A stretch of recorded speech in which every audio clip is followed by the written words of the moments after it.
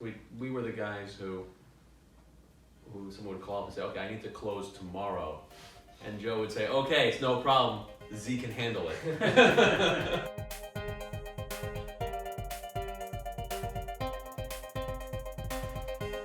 In 2017, Dweck and Joey Oved joined forces to create Icecap Group. 900 loans later, Icecap is now one of the largest private money lenders in the Northeast, providing short-term real estate loans. A friend of mine who I knew from Wharton invited me to join up with his family, essentially, and start a private equity business for him. So that was my old friend Jacob Sakra. I was looking at these massive deals, right? So I was looking at $200-300 million deals, understanding how to buy buildings and how to add value kind of stays consistent. So I ended up joining up with some friends who were doing a mostly value add place in Brooklyn, and joined up with them. Learned a lot from the business, built up a really strong network. Also learned that I hate the syndication business. One of the things I always said was that I like this space in real estate where you had the small deals. Like I fell in love with small deals because on a $200-300 million deal, everyone has the same information. Right. On $1 million deal, you can figure things out that other people may not have. And it's simply because you don't have huge teams of people investing lots of time. So if you dig into a good real estate deal, you can figure it out better than anyone else and be able to bid accordingly. Okay, Joe, let's get to you. Start from the beginning. Went to Baruch College for my bachelor's. What did you major in? Real estate finance. So my family's in wholesale apparel business, schmata business. And I went to China one time to go learn the production side. And I just remember, like, there is no way I'm getting into this business. I just couldn't take it. So I came back, I was like, Dad, I love you, but I'm out. He's like, what are you talking about? What are you gonna do? We need some young blood in the business. So I got out of that. I got into real estate brokering to start. I saw a property for sale on Canal Street, right across the street. And we said it's perfect for a bank. At this point, it was like, bring it to our families, because how are we putting, this deal together? It was a $33 or $34 million purchase.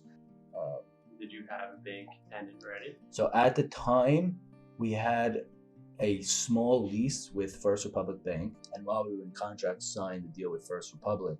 We actually partnered with Alan Jamal and his family, who had like more of a real estate management background. That like kind of propelled my real estate career. He didn't step into their business, but he stepped a lot of ways into their business model and way of doing business. So yeah, which is what? So like I was saying, their model is very talent based.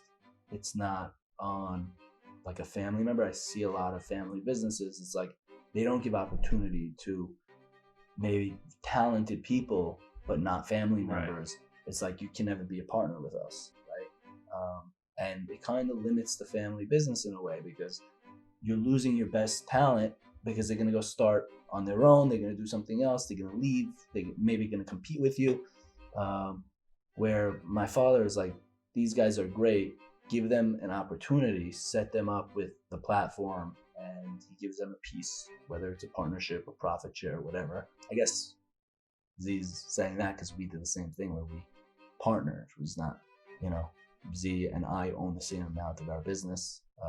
We did it together. I think they look at it as a partnerships that they create. I look at it as almost adoptions they create. So they take people that they like, that they want to bet on and work with, and then partner with eventual adoption. So I say often that I'm an adopted Oved. I guess that like leads into how we met. My Uncle Mike called me one day, said his friend or neighbor was looking for an investor, and they're in the multifamily business, and I should come meet him and see what they're doing, and maybe we could do something together. I spent like 2 weeks or so with Z almost like for a few days a week, I think. And I got to know him. I was like, this guy's a great guy, very sharp. I think he's like really knows what he's doing. And I just didn't like what he was doing. What he said is the best thing about the deal is you. Here are the So things. now Here I are some of the believe things that I remember. We went on our first date in a coffee shop in Ridgewood, and there was a Connect 4 set, and I said, "Better beat this guy in Connect 4." Did you buy you a drink? I don't remember, but I definitely won the Connect 4 game. So there were a few things that I did that were like kind of my vetting of Joe and his family. So one thing was I sent him my Excel model on a deal that he was looking at, and then he sent me his.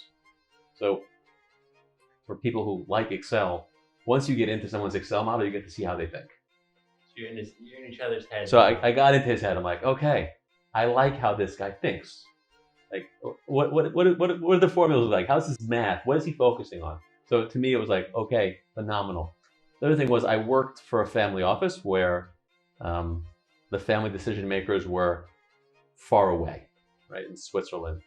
And to me, I knew that in our business, you have to be able to make decisions quickly. Being far away doesn't work, and having slow decision makers doesn't work. And like, especially in the small, like real estate business, speed is imperative. They do everything they say they're going to do and more, in terms of like how they act as partners. So, and then looking at Joe's deals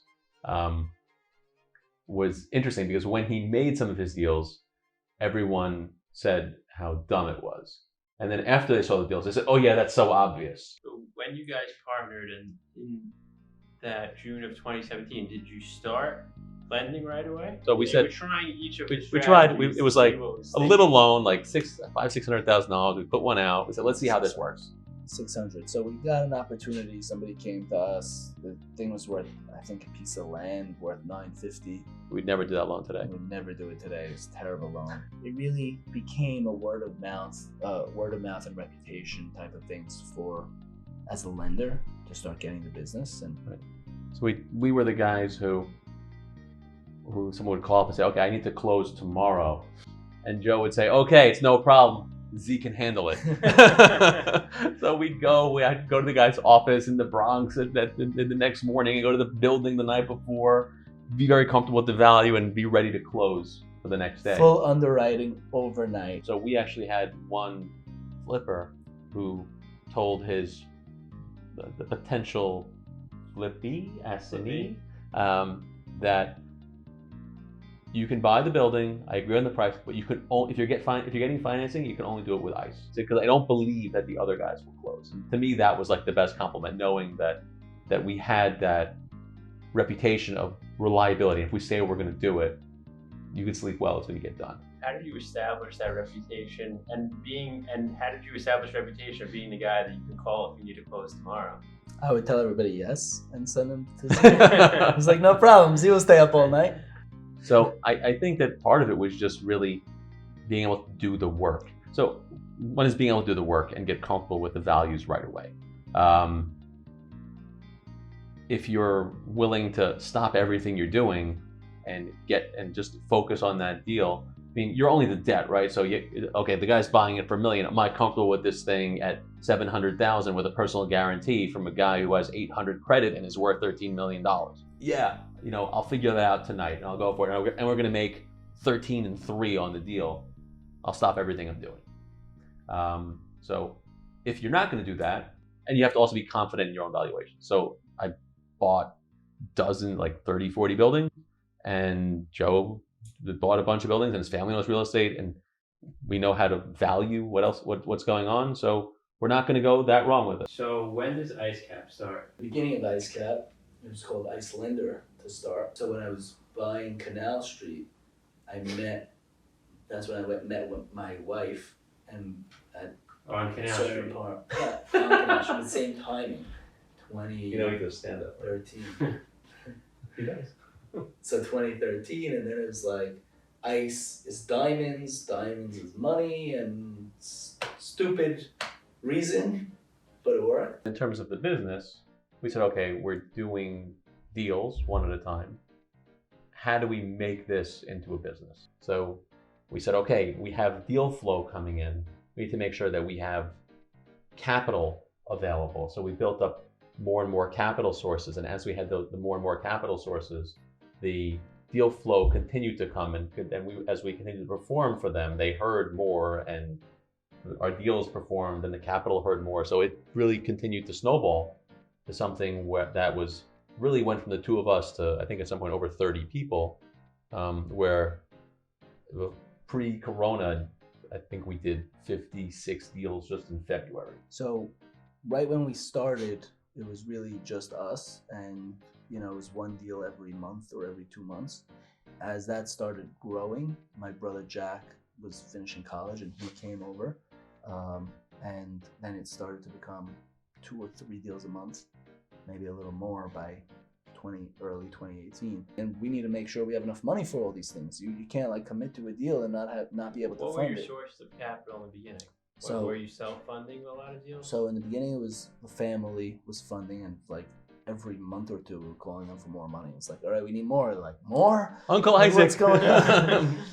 like they were like giving us everything. At that point, it was like growing, and they were like stripping everything they can, whatever money they could take out. Like my father's CFO in his business Hated us. He was like, his name's Stuart. Like, Stu, I need more money. He's like, I can't. And my father's like, get him more money. Just get him more and keep going.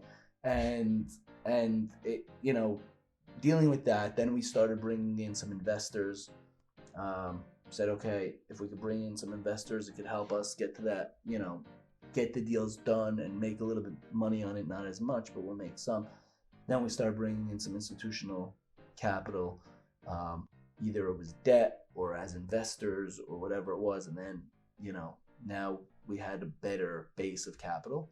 We were always probably short of money, but we always got every deal that we committed to done. I think the next iteration for us is that we expand our capital pool into, aside from having family money, our one-off investors who we've worked with so far, our institutional investors. I think for us, Maybe a fund. a fund, exactly. Committed long-term capital is how we're going to go. And we actually started raising it about a week and a half ago, and the response has been really good. And people hear that our group is putting in 20%. So if we raise 50 million, we're in for 10. Interests are aligned, and hopefully we can share the success that we've had with some of the future investors. So let's talk about the fund in the context of where you guys are at this point. You've already issued over 900 loans in what, 3 years? It's pretty impressive. Yeah.